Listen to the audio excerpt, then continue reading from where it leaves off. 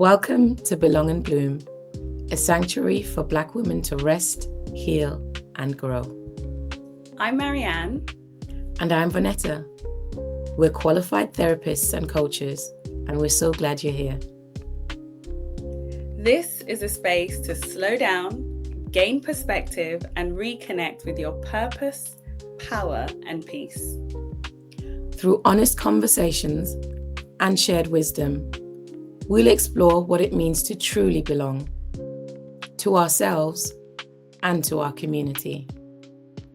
Healing isn't a solo journey. It's something we grow into together. When we belong, we bloom. Welcome to today's episode of Belong and Bloom.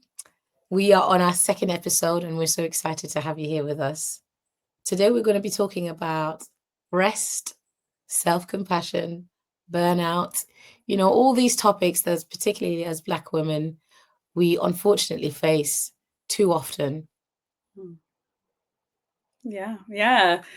It's interesting, isn't it? It's such an important topic. And it's one of those things, I think, when oftentimes people come to certain seasons in the year, that's when they might think about the idea of burnout. So, you think about autumn, you think about winter.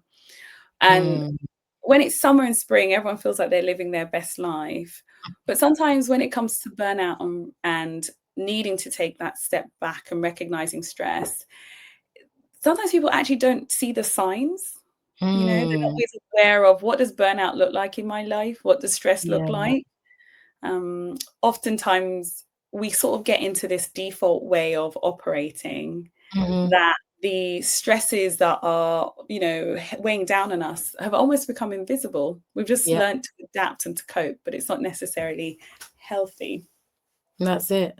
And I think, again, as Black women, there are many times where, like you said, we just get on with things. We're all familiar with the strong Black woman trope, which, is a double-edged sword, because so often it means that we're socialized and scripted into roles that are never allowed to break, that are never allowed to pause, break as in actually fall apart, but also break as in pause. But at the same time, we've also been, in a way, many of us raised to be proud of being a strong Black woman. So that's so true. Finding that balance of, what does that actually look like? And so we're talking about and delving deeper into, how do we actually resist the elements and sides of this trope that, require our exhaustion and no kind of top up or pouring into us for that, whilst also kind of navigating functioning as capable, highly intelligent, women. Yeah. And I always say that sometimes we need shocking statistics to get us to really sit up and realize that this is an issue. I was reading an article the other week, actually, and the Mental Health UK 2024 report was saying how in the UK especially, 91% of adults actually are stressed out and burnt out. And about 1 in 5 people in the UK are needing to take time out because of stress. But what's really interesting is when you start sort of drilling further into the demographic data, you realize that Black people are under, immense amounts of stress, and there's lots of different factors that play into that. And a huge majority is systemic, discrimination, racism. These things are real and they have a real impact on us. And also there's the generational cultural elements that come into it as well. And there's been some studies that have been done that have shown. And so, Vanetta, I want to get your thoughts on this, okay? So there's 2 things. So apparently Black women, okay, so there's a study of women's health across, I think, the US and maybe the UK. I need to get my facts checked on that. But it showed that Black women, on average, are 7.5 years biologically older than white women, right? And that's really interesting. And then the second thing is around like the UK government did release some data in 2023, and they said that Black people are 3.5 times more likely to be detained under the Mental Health Act. Right. And so, you know, when you just start thinking about these things, coupled with concepts like weathering, as Black people really being impacted and your body's feeling a sense of erosion. You know, you have to start thinking like, what is actually going on? We need to talk about this. We do. Wow. I didn't even, like, those statistics are so shocking to me. I mean, I knew about the statistic about Black people being detained, more are likely to be detained under the Mental Health Act, but the 7.5 years older biologically is crazy to me. And I think another reason why is because we so often joke about, and not really joke about, Black don't crack. But what we're hearing and seeing is that Black is cracking on the inside. Exactly. It might not be cracking on the outside, but it's cracking on the inside. And ultimately that has direct impact on our mortality and our morbidity. So this is serious. It is. And, you know, we need to talk about all the things that contribute to that, isn't it? We're talking about that whole strong Black woman trope that comes up again and again. And it's like, well, where does that come from? You know, what have been the factors that have been feeding into that? And I can think about, you know, my own experiences and also the experiences from different people that I work with, and realizing that culture has definitely played a role, you know, coming from let's say, an African culture myself, recognizing how strength is celebrated, and strength is a beautiful thing. You know, women are strong, but recognizing that there's been that sort of narrative about being strong, pushing through, not giving up, rest being seen as laziness. You know, what are you doing resting? There's so much work that can be done. Exactly. And, you know, when you're taking these messages on early on in your life, it starts becoming a narrative that you don't even notice because it becomes a way of life. That rest actually feels either dangerous, risky, detrimental, and work and overwork can actually feel like that is the normal thing to do, to overwork, to put in 110%. I'm just connecting dots as you're talking. I'm just connecting dots because there's so many things that we can, and so many ways we can go into some of what you've shared, Marianne. I think as someone who is partial to anything related to imposter syndrome, I know we're going to talk about that in a later episode, but even just recognizing that core feeling of I don't belong or I'm not enough will often push people to overextend, overwork, overdo, try and be perfect in everything they're doing, because at the core of what you're feeling and sensing is I'm not enough, and I won't be enough unless I can somehow measure up through my productivity. Well, then I guess, you know, one thing to recognize then is what are the internal scripts, the internal messages that we tell ourselves that act as inhibitors or blockers to us actually recognizing the need for rest. Because I always say rest is a very good friend of self-compassion. You know, they vibe well. Yes, they do. They really do. If you have to have self-compassion, you've got to recognize your own needs and your own desires and requirements in order to be able to prioritize rest. Oftentimes we don't rest because either we are too busy or we're in denial, or we haven't built that self-awareness to recognize, oh, yeah, that throbbing feeling that I'm feeling here, that's because I'm exhausted. Or when my feet feel tingly, that's my body telling me, please rest, please take a break. And we've got to be kind enough to ourselves to say, actually, I do matter too. And as much as I want to show up for my friends, my kids, my family, work, I Mm. actually need to show up for myself first, because Yeah, if I'm not okay, I can't show up exactly. for all these other roles. Exactly. That's absolutely it. We cannot pour out of empty cups. We hear that again and again, to the point that it becomes like a cliche. But the problem is that so many cliches, we don't actually follow through with the action, you know?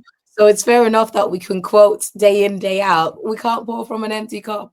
But where are you actually pouring into your cup to make sure it isn't empty? Yeah. Yeah, that's so true. I love the empty cup thing, because when I work with clients, I often, when we talk about building your self-care toolkit, Mm. Mm. and I will often use that sort of metaphor analogy of a cup, and Mhm. actually, is your cup full? Is it half full? Is it empty? And Mhm. which of the different cups in your life need topping up? So it could Mm. be, you might be really full from a, let's say physically, you might be super healthy, super happy, you're doing all the Mm. healthy routines, but it could be that spiritually you might feel empty. Yeah. You might have to think about your, like, oh, actually, do I want to be reading the Bible a bit more? Do I want to make sure that I'm part of community or whatever? And okay, I Mm. might need to top that up. Or you might find that relationally, let's say from a friendship side, you Mm. might feel that your cup is a little bit empty, and you Mm. might want to spend a bit more time with friends or doing fun things. So actually recognizing that there's loads of different cups that exist, mapping Exactly. them out, and then figuring out which ones need to be topped up, which ones are fine and they're full, which ones are completely empty. Absolutely. I found it really interesting when you mentioned like the different cups and how, there's an emotional one and there's a spiritual one and all of that, because it immediately reminded me of the 7 Types of Rest framework by Dr. Saundra Dalton Smith. She's written a book called Sacred Rest. Fantastic concept and principles of the fact that actually rest comes in different ways. She's a medical doctor who's had Mm, loads of her patients come in and saying, oh, but I've been sleeping 7, 8 hours a day and I'm still feeling absolutely exhausted, like what's going on? And through the research that she's been doing over many years, she then realized actually it's because rest doesn't come in one package. It's not one-sided.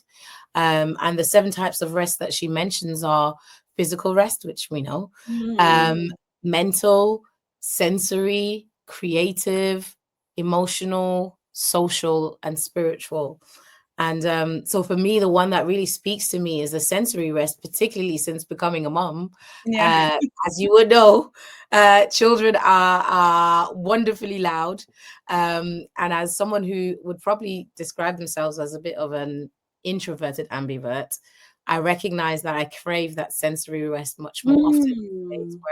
where, once the girls have had their bedtime routine and, are sleeping, that I maybe just sitting in silence, or just like enjoying a little bit of darkness with nothing around. Um, yeah, it just that's kind of what I need to fill up some of my cup. So I'd love to hear, Marianne, like what are some of the ways that you Yeah. rest, what the rest are you craving? We need to talk about that introversion thing in a bit, okay? Because that was really Yeah. interesting. For me, when I heard you talk about sensory, I was actually thinking about myself and how I need to give my eyes a rest. I need to give my eyes Mm. a break. Mhm. Oftentimes, we're on our screens a lot in many ways. And I Yeah. found since having my daughter, I don't have the luxury of just being seated at my desk and Mm. doing work on the laptop. Yeah. Um, and so oftentimes I'm having to be creative about, okay, how can I send that email, or how can I get that note taken? And I'm Mhm. using my phone a lot for that. But, Mm. too much phone use can start to dry the eyes. Yeah. Yeah. So I'm trying to be as intentional as possible to be Mhm. having screen breaks, and even thinking about healthy routines around past a certain time in the day, not to be on my phone, to Yeah. put do not disturb and just leave it as that. But Yeah. you know what happens? The idea of putting your phone away is like, oh, what if there's an emergency? What do I Mhm. do? Well, that's Yeah. okay, because some phones allow you to go, do not disturb, but if it's the following people, they can come through. Yes. So yeah, Absolutely. yeah, a bit of Absolutely. I that. literally have that setting on my phone, that do not disturb kicks in at a certain time in the evening, but there's Mm, an exception list of people who can always contact me if there's an yeah, emergency. So thank you yeah. for sharing that. Yeah, no, that's yeah, it's so helpful. And I'm just thinking about what you said about, you said you were introverted ambiverts. Yes. Yes.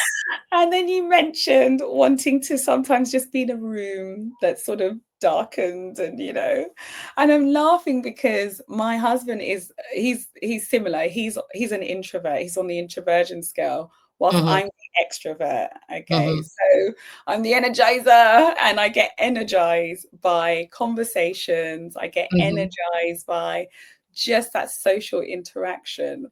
And it's Yeah. so interesting looking at the different ways in which, in our household, in our marriage, the ways in which we see rest Mm.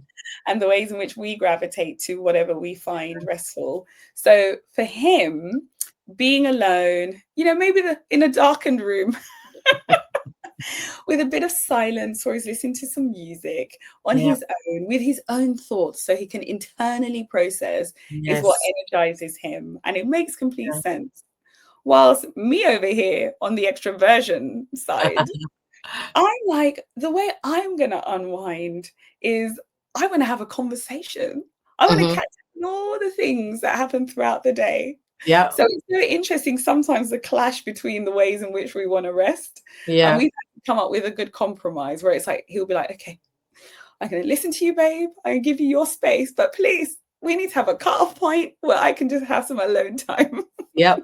Yep. That's Yeah, so it. it's interesting, even in the ways in which we see rest and the styles in which we see it, you can Yeah. see how that collides or complements even within one household. Exactly. That's such a good point. Yeah, that the way we define rest will be personal to us. Yeah. Yeah. Mm, Mm. yeah. Mm. But I feel like still at the core of it, and you touched on that before, and I want to go into that a little bit more, is this piece of self-compassion. Mm. And again, Yeah. and that I think that's very much so related to Black people because of the cultures that we've grown up in, because of the histories that we've experienced, where self-compassion wasn't necessarily a given. It was not something that was passed down the generations. Yeah, Compassion for others, absolutely. To 100%. to a fault, maybe even. Mm. Yeah. But self-compassion, what are you talking about? What is that dirty word? So I don't know if can you even break down for us kind of what does self-compassion mean? What are we talking about when we're saying self-compassion? It sounds so Yeah. obvious, but It's interesting, isn't it? Because it's one of those things that sometimes people say, but they don't quite understand all the different mm, components that go into it. mm, And I guess self-compassion, I always say it's just creating a bit of space to recognize that you exist in this world, to ooh, yes. recognize, it's ensuring that you don't make yourself invisible. Mm, You create space to recognize that you are a being in this world, a mm, human being, and you actually also deserve the opportunity to be loved. You yes. deserve the opportunity to be seen, and you Yeah. deserve the opportunity to matter. And so Mm, self-compassion says, the same way I want to be able to love others and to create mm, space for them is the same way that others should also love me and treat me. mm, Okay. And so self-compassion can also become a model for how it mm. is you want others to communicate and live and exist with you in the same way you're wanting to exist with them. Ooh, So there's been, yes. yeah, and it's important. And self-compassion isn't selfishness. Some Mm, people think, oh, if self-compassion, isn't that just being selfish? But no. actually, there's been a Mm, lot of research that have shown the more self-compassion that you can actually demonstrate, mhm. uh, the more you are actually able to show others love and compassion. Because Yeah. as you increase your own capacity to love self, you Yeah. are then able to have more capacity to love others. Yeah. And and there's a lot of research that's been done by a lady called Dr. Christine Neff. Mm-hmm. And she's created this whole concept around self-compassion, and she's come up with sort of, I think, 3 core components, like Mm-hmm. self-kindness versus self-judgment. Mm-hmm. There's another, the second one is around understanding your common humanity, the fact that you exist within community rather than being an isolated being. Yeah. And then this mindfulness, or being really thoughtful and intentional, versus sort of like over identifying, or like Mm-hmm. overly being swept up by negative thoughts or negative perceptions, but actually taking the time to be intentional. Yeah. Um, and so there's a lot of research that's been done around self-compassion. But Mm. as a Christian, I'm like, scripture has already told us about self-compassion. When Christ summarized the 10 commandments into 2, and the Mm. second one he said was being able to love your neighbor as you As you love love yourself. yourself. Yeah. And so the prerequisite for being able to love others, show up for others, be there, Mm. is actually learning to show up for yourself, because Yeah. you matter too. You are a human being, and you Yeah. also deserve love. So that's Yeah. how I would summarize self-compassion. Yeah. Yeah. I think that's so powerful. And literally, as you mentioned, the fact that self-compassion, you really need to be able to pour into yourself before you can pour it to others. Literally, the scripture came to mind about loving others like you Mm. love others like you love yourself. And I think it's also recognizing, because someone could say, well, I love others well, and I'm not self-compassionate. But we're not just talking about in the moment. We're talking about a framework that allows for sustainable Yeah. and sustainable self-compassion and Mm. sustainable compassion towards others. Because Yeah. when you are in the position where you're constantly pouring out to others without really noticing your own needs, and I love your definition where you said it's about giving yourself space. If Yeah. you're constantly pouring out to others, if you're constantly making yourself small for the benefit of others and to extend other people's Yeah. agendas and needs, you will become burnt out. You Yeah. will become burnt out. You will experience compassion fatigue. Like you can't keep Yeah. pouring out of an empty cup. There will come a Come time on. that you bottom out, and it Yeah. will be felt by yourself, and it might also be felt by those around you. Oh, big time. Big time.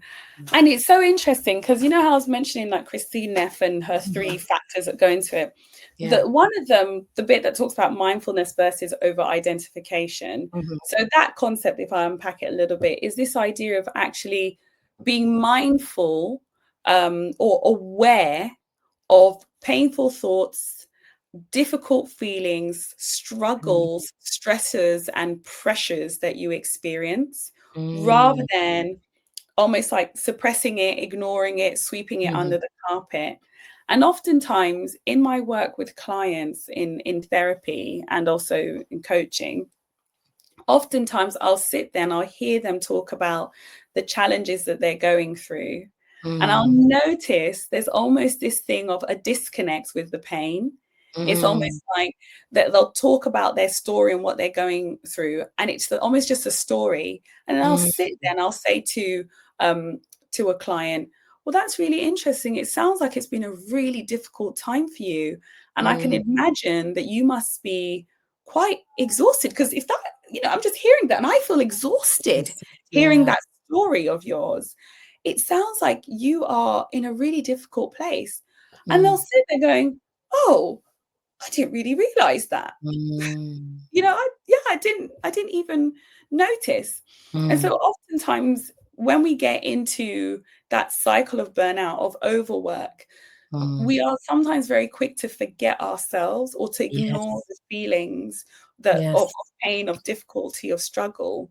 Mm. And so if we're self-compassionate, we Mm. become self-aware, and we Yes. start to notice and be mindful about ourselves, Mm. taking care. Oh goodness, yeah, I'm feeling a bit of that backache. That's, oh, maybe I just need to think about how I sit on this chair. Or, oh, actually, yeah, I've noticed that I haven't actually had much time for myself because I've Mm. just been there for other people.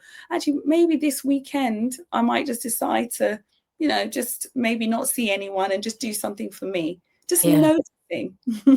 Exactly. Exactly. I love what you shared, and like you said, there are some excellent resources on self-compassion based on Christine Neff's theory. Um, Mm, I know I've worked with clients through some of these as well, and mm, some of the most powerful reframes are, okay, let's imagine your best friend told me what you just told me, the story mm. that you just shared with me, and immediately it's like, oh, okay, there was so much depersonalization. There was so Yeah. much distancing myself from the pain like you shared. But as soon as I see about, like, I have the image of my best friend or somebody who is I think it's called a like figure of compassion or something. Compassionate Someone witness. something, yeah, something like this. As soon as I've got somebody in my mind who I love and deeply care about, and they tell me the same story of pain and trauma and you know resilience and struggle, there is a Mm, grace that comes immediately.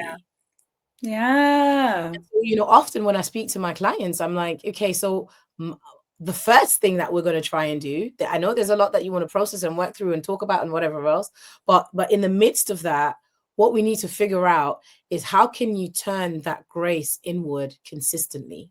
Mm. Where it's not Wow. just in this moment where I've highlighted or it's been highlighted to you, but how can you come out of the session and live a life in a way where you're giving yourself that grace? Wow. Wow. And that's a big question and an important one. And I don't know if you noticed this, Vanetta, but when I sort of pose the similar question to my clients, there's a bit Mm, of fear there and overwhelm. The mm, idea that, I would extend that grace to myself. mm, I would take time to consider what it would mean to love myself well. Sometimes the reactions that I get mm, in the therapy space is one of overwhelm, mm, sometimes even frustration or confusion. Like, what is mm. that? How do I go about doing that? Yeah, yeah. It's such a good question because if you have been, if you've experienced this all your life, that you don't matter, because that's really the core of Mm, the of what mm, you're believing.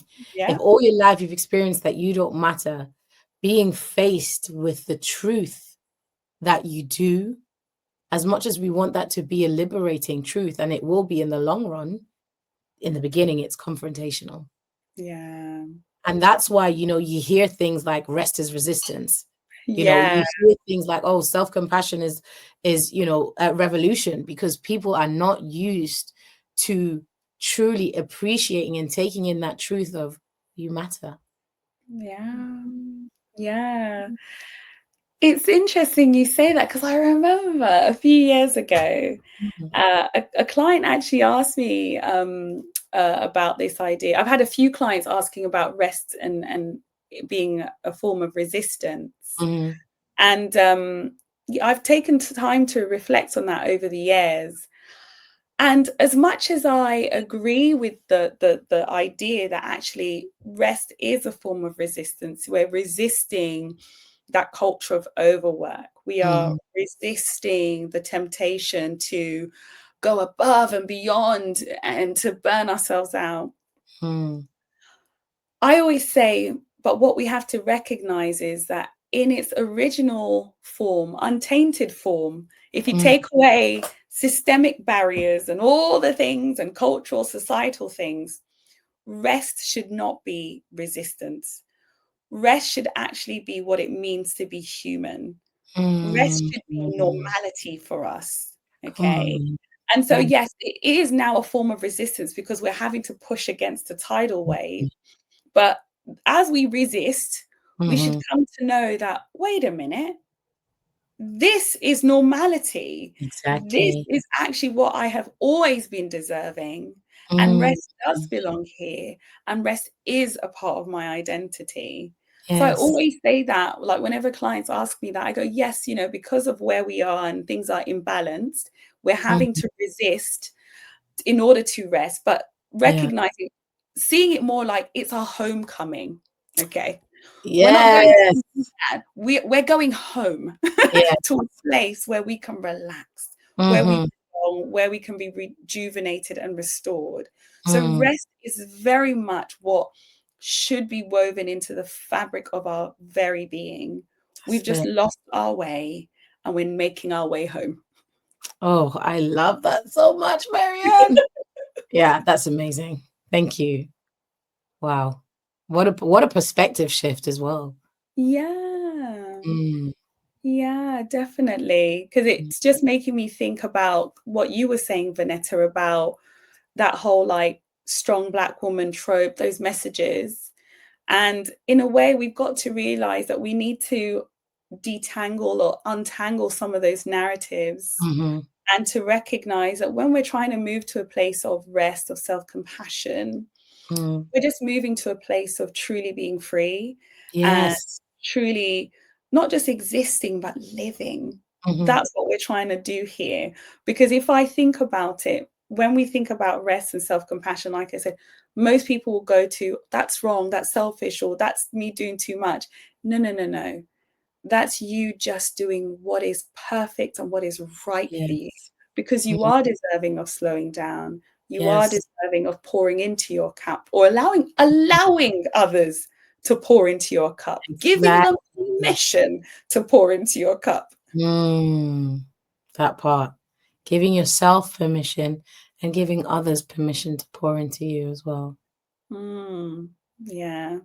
So, Vanetta, can you do that? Are you willing to allow others to pour into you? This is it. That's the struggle. But I am committed. Yes, absolutely. I am committed to this. I posted a post months ago that I'm like, I'm unsubscribing from the strong Black woman trope. Yeah. Wherever I hit subscribe, I'm unsubscribing. I'm choosing that. But it's like I never signed up for this for this email list anyway. Um, so absolutely, I am committed I to choosing to permit others. Yeah. I love that. I actually remember when you did that post. I was like, yes, we are all unsubscribing here. Yep. We are all. I That's love it. that because it also, when you're saying, I'm choosing to do this, Mm. sometimes we have to recognize people don't know how to relate to us unless we give them the instructions or the permission to Yes. to show up in a certain way. Yeah. And so us taking that intentional step of going, you know what, I'm doing too much, I've got to pause here, or Hmm. actually I can't show up in that way, or I Mm. can't do that thing. It allows others to have a sense of clarity about what we're needing in that moment, so they know how to walk alongside us and how That's to it. do life with us.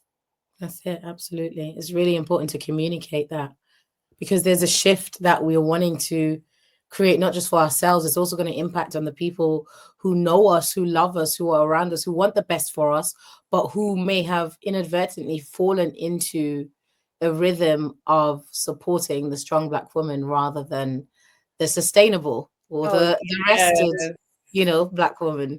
So yeah, Yeah. it's important to communicate that shift. Oh my gosh. I love what you've just said there, Vanetta, because it's just making me think actually, because oftentimes, and you might find this when you work with clients, or even you might find it in yourself, Mm. where if you're naturally someone who is conscientious, you're naturally someone who is so good at showing up for others, Mm. especially, and you have lots of empathy. Sometimes empathy goes into overdrive and you do too much, right? Like just in Mm. general. Um, those people, oftentimes they'll say, oh, but if I don't do it, no one else will. Or I feel like I'm the one in my friendship group who has to do everything. And Mm. everyone else is either lazy or they can't be bothered or they're just relying on Mm. me. And usually when I hear that, I show lots of compassion to my clients around Mhm. that. And then I go, well, what if they don't know how to do that when they're around you? Because the Mm. dynamic has been set for such a long time that you are the Yes. rescuer, you are the doer, you are the superhero, Mhm. you are, main character. Yep. And Yeah. they just need permission or space to Mhm. learn how to be the one that shows up, to learn Yeah, how to be the one that shares the load with you. And exactly. the only way they can do that is if you actually give permission and you signal that you're willing to share the load. Yes. That's so good. That's so good. Yeah, it reminds me of a time in the past where I was actively involved and engaged with church ministry. Yeah. But I felt it, and I knew it was time for me to step back. Mm. But something had happened to the people that I had been setting up to take over for me. And I remember thinking, I'm supposed to step back, but they can't take over. Like, what am I supposed to do? What am I supposed to do? And I just felt like God was just like, it's your a decision. Sorry, it's you need to step back. Trust Mm. that I will handle what comes next. Yeah. So I love what you're sharing, even in a non necessarily spiritual context, where it's like sometimes the people who are supposed to come up and take over don't know they can, Yeah. because you are still there, Exactly. being the one who holds everything Mm. together. Exactly. Mm, Exactly. Honestly, I love that example that you've given, Vanetta. mm, Um, recognizing that, yeah, sometimes you just have to get out the way. yeah, Turn that superhero cape into a blanket and take a rest. I love it. I love it. Absolutely. Okay, Oh, so what are some of the ways, as we're winding down for today, what are some of the ways that we can practice this in our daily, in our day-to-day? What are some of the micro tips that we can provide? One mm, of the things that I would start with regards to self-compassion, like I said, is just mm. ask yourself the simple question. If you think of the person that you most cherish, that you're most fiercely protective of, if they were going through the same situation you were, what would you advise them? Oh, Just as a I starting. love oh, I love that. That's beautiful, Vanetta. That's really beautiful. And I think that's a great practice to take. Mm, What can I add to that? Okay, let me bring in a bit of a coaching element because mhm, that's a great like a great counseling approach, which we mhm, love. From a coaching angle, what I would say is maybe doing a bit of an audit. mm. Doing a bit of I like a it. yeah, doing a bit of an audit in terms of the different areas of your life. It could be emotional, spiritual, physical, relational, Mm, any of those categories, and mhm, just check in with yourself in terms of which areas are you energized in, which areas are you drained in, and just think about, okay, what's one thing I might need to do to rebalance or to mm. shift, so just taking that sort of self-care audit. Yes, I love that. Absolutely. And not forgetting the physical elements of that as well. So just as practical as, Yeah. medical appointments, that as women we're supposed to be regular on, but also generally, dentist, getting your, blood tests done, whatever. Um, all of these things are part of showing yourself self-compassion Oh, and taking yes, the space that you deserve. it's true. Get all your checkups done for sure. And I'm so glad you mentioned even like dental. It's one of the areas that are oftentimes overlooked, but sometimes your own dental hygiene can actually impact other physical aspects of your life. Mm, So definitely all the checkups are so important. I guess in closing then, Vanetta, maybe we can think about maybe what are we pledging to do in the week ahead, each of us, yeah. to ensure that we are staying balanced, that we Mm, are looking after ourselves? Like, what's one thing that we're each going to think about committing to in the week ahead? yeah. I love that. I think for me, my pledge needs to be scheduling rest into the calendar. Mm, The calendar is full, color coordinated. I love organization and things like that. There's everything for everything.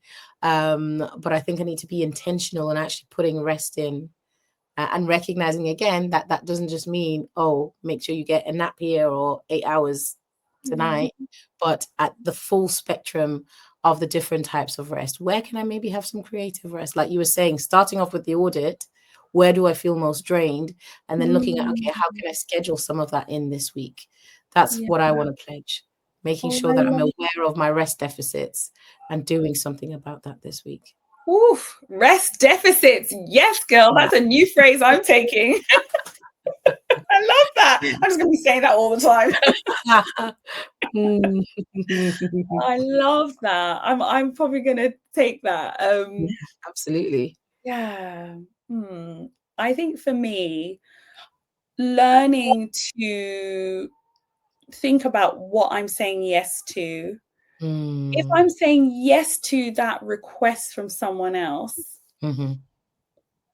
what am I saying no to then? Am I saying no to myself? Am I saying no to time with my family? Am I saying no to rest? And if that's what I'm saying, I actually need to go back to whoever it is that's demanding my time and actually say, no, I can't do that, because I'm saying yes to self. I'm saying yes to what is good. I'm saying yes to what is life-giving. Yeah, I love that. It's yes, there is a cost. A friend of mine has said this, and I've always held that dear.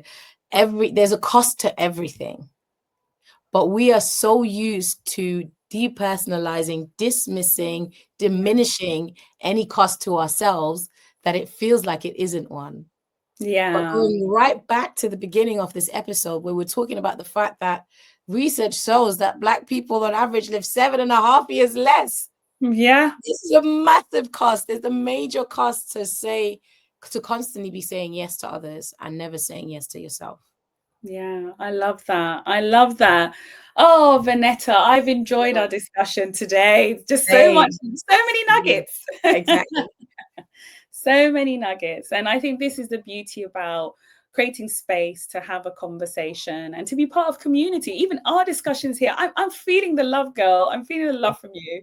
And so I guess this goes back to what it means to belong, isn't it? When we belong, when we share our stories, when we relate to one another, we do actually grow, we flourish, and we bloom. Yeah. That's it. That's it. So do you want to leave our listeners with a guided reflection, Marianne? Oh, wow. That's a good one. That is a good one. What would you do as a guided reflection? I think based on what we've just like you said, so many nuggets in this conversation. So listen back to the conversation so you don't miss anything. But I think what I would say, give as a guided reflection is, I matter. I deserve rest. I am enough. I'm doing enough.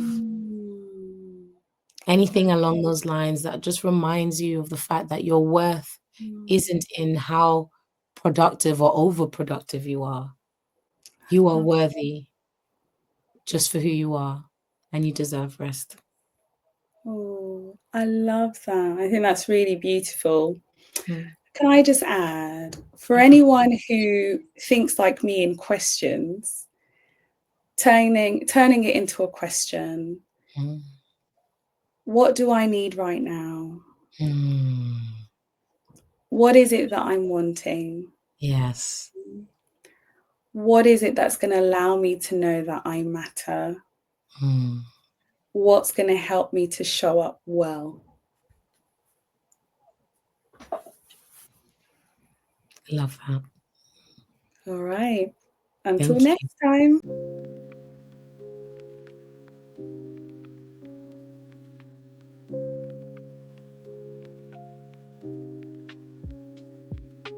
Thank you for spending this time with us here at Belong and Bloom.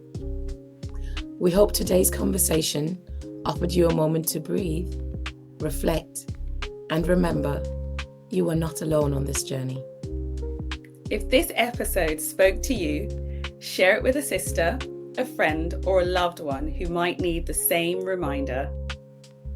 And don't forget to subscribe wherever you listen so you never miss an episode. Until next time, take care. And keep blooming.